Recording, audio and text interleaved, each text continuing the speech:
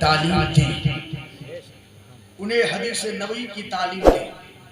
جب وہ قرآن پڑھا ہوگا، حدیث کی کتابیں پڑھی ہوگی، فقہ کی کتابیں پڑھی ہوگی، تو اسے خود ہی پتا ہو جائے گا ماں کا مقام کیا ہے، باپ کا رتبہ کیا ہے، بیوی کا مقام کیا ہے، بھائی کا مقام کیا ہے، پڑوسی کا حق کیا ہے، بہن کا حق کیا ہے، اس کو ساری چیزیں پتا ہو جائیں گی۔ عزیزان ملت اسلامیہ، آج ہمارے معاشرے کے اندر عورتوں کا بد سے بدتر حال ہو چکا ہے۔ یہ عورتیں ایسی ہیں جو اپنے شوہروں کو ہمیشہ بد دعائیں دیا کرتی ہیں۔ اے میری ماں اور بہنوں، کان کھول کے سن لو، اے میری ماں اور بہنوں، کان کھول کے سن لو، شوہروں کا مقام کیا ہے، شوہروں کا رتبہ کیا ہے، یہ بھی جان لو۔ میرے آقا کریم صلی اللہ علیہ وسلم فرماتے ہیں شوہر کا مقام تو یہ ہے کہ اگر شوہر کے پورے جسم پر زخم ہو جائے اور اس زخم سے خون یا پیپ نکلے اور بیوی بیٹھ کر اپنی زبان سے اس خون اور پیپ کو چاٹے، تب بھی شوہر کا حق ادا نہیں کر سکتی ہے۔ اللہ اکبر، یہ مقام ہے۔ اے میری ماں اور بہنوں، تمہارا طریقہ کیا بن چکا ہے؟ شوہروں سے بد کلامیاں کرتی ہو، شوہروں سے بدتمیزیاں کرتی ہو، شوہروں کی شان میں گستاخیاں کرتی ہو۔ کان کھول کے سنو، شوہروں کا مقام کیا ہے؟ میرے پیارے سنو، تم بھی سنو، شوہروں کا مقام کیا ہے اور تمہاری عظمت کیا ہے۔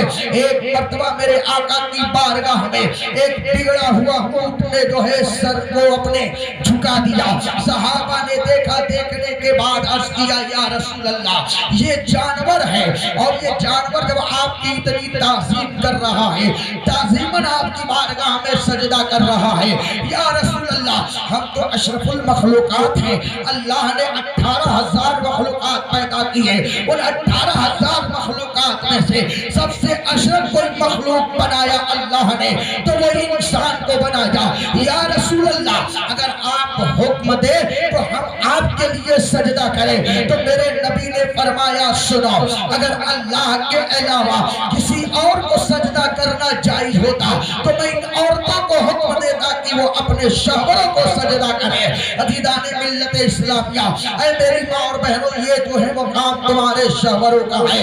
اور بھی باتیں سنو میری ماں اور بہنوں، کہ میری ماں اور بہنوں سنو، آج ہماری ماں اور بہنوں کا حال کیا ہو چکا ہے، نہ ان کے سروں پہ دوپٹہ رہتا ہے، نہ یہ پردے سے رہتی ہے، عریانیت کو پھیلائی پھرتی ہے، بازاروں میں ننگے سر پھرتی ہے، بازاروں میں بغیر برقعے کے ٹہلتی ہے۔ اے میری ماں اور بہنوں، کان کھول کے سن لو، جن عورتوں کے سروں پہ دوپٹہ نہیں ہوتا ہے ان کا کتنا برا حال ہوگا۔ میرے آقا کریم صلی اللہ علیہ وسلم معراج کی رات جب پہلے آسمان پر پہنچے تھے تو کیا دیکھا کہ کچھ عورتیں ایسی ہیں جو سر کے بل لٹکائی گئی ہیں، کچھ عورتیں ایسی ہیں جن کے سروں پہ ہتھوڑے مارے جا رہے ہیں، کچھ عورتیں ایسی ہیں جن کو سر کے بل لٹکایا گیا ہے اور نیچے جہنم کی آگ دہک رہی ہے۔ میرے نبی نے حضرت جبرائیل سے فرمایا، حضرت جبرائیل سے پوچھا، اے جبرائیل بتاؤ یہ کون سی عورتیں ہیں جو اس قدر عذاب میں گرفتار ہیں؟ حضرت جبرائیل عرض کرتے ہیں یا رسول اللہ، آپ کی امت کی وہ عورتیں ہیں جو اپنے سروں پہ دوپٹہ نہیں رکھتی تھی۔ یا رسول اللہ، آپ کی امت کی وہ عورتیں ہیں جو بے پردہ بازاروں میں ٹہلا کرتی تھی۔ یا رسول اللہ، آپ کی امت کی وہ عورتیں ہیں، آپ کی امت کی وہ عورتیں ہیں جو ہے برقعے کے بغیر بازاروں میں نکلا کرتی تھی۔ عزیزان ملت اسلامیہ، ذرا غور تو کریں کتنا برا حال ہے ہماری ماں اور بہنوں کا۔ اور آج کل کا حالات کا جائزہ لیا جائے، اخبار پڑھتے ہوں گے اور سوشل میڈیا پر آپ دیکھتے ہوں گے، آئے دن اسلام کی مقدس شہزادیاں غیر مسلموں کے چنگل میں پھنستی جا رہی ہیں، غیر مسلموں کے چنگل میں پھنستی جا رہی ہے۔ اس کی وجہ کیا ہے؟ اس کا ریجن کیا ہے؟ اس کا سبب کیا ہے؟ کہ ہم نے اپنی بیٹیوں کے ہاتھ میں موبائل دے رکھا ہے، ہم نے اپنی بیٹیوں کے ہاتھوں میں موبائل دے رکھا ہے اور اس موبائل کے ذریعے وہ اس قدر عریانیت اور उरियानियत पर उतर आई कि उन्हें अपना और पराया नजर नहीं आ रहा है और वो गैर मुस्लिमों के चुंगलों में फंसती जा रही है। उनकी मीठी मीठी बातों में आकर, उनके बहकावे में आकर और उनके चुंगलों में फंसकर जो है इस्लाम को तर्क करके, इस्लाम को छोड़कर दूसरे मजहब को इख्तियार कर रही है। ऐ मेरी माँ और बहनों, कान खोल के सुन लो, इस्लाम की मुकद्दस शहजादियों सुनो, तुम्हें इसलिए नहीं बनाया गया था, तुम्हें इसलिए बनाया गया था जब तुम घर में रहो तो घर की जीनत बन के रहो। ऐ मेरी इस्लाम की मुकद्दस शहजादियों, तुम्हारा मुकाम और रुतबा क्या है ये भी सुनो। अगर तुम बेटी की शक्ल में हो तो रहमत हो, अगर बहन की शक्ल में हो तो इज्जत हो, अगर बीबी की शक्ल में हो तो तुम मोहब्बत हो, और अगर माँ की शक्ल में हो तो तुम्हारे कदमों के नीचे अल्लाह ने जन्नत रखी है। ऐ मेरे इस्लाम की मुकद्दस शहजादियों, तुम एक छोटा सा पैगाम लेकर जाओ और मोबाइलों को छोड़ो और अपने हाथ में सैयदा फातिमा की हयात मुबारका की किताब उठाओ और उसको पढ़ो। फिर मसले पर खड़ी होकर सर को सजदे में रखो और अल्लाह की बारगाह में दुआ करो।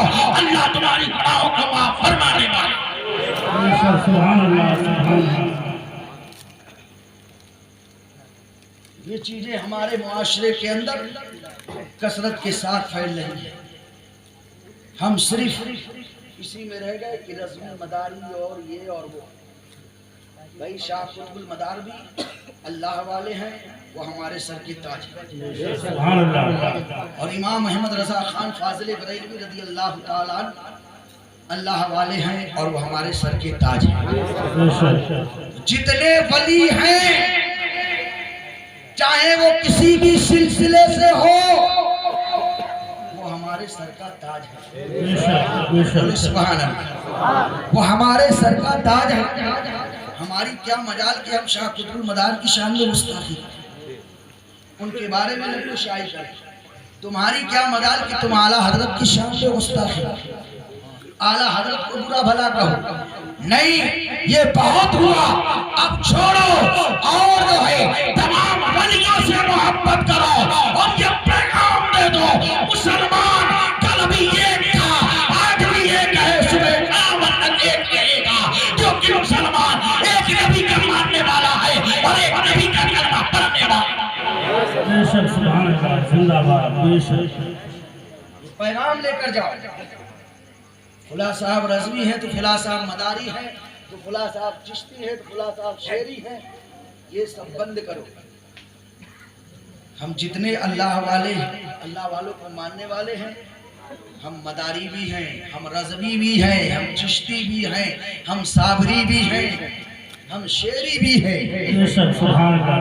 हम तो सब हैं और सबकी बारगाहों से हम लेते हैं, सबकी बारगाहों से लेते हैं और यहाँ भी लेने के लिए ही हाजिर आए।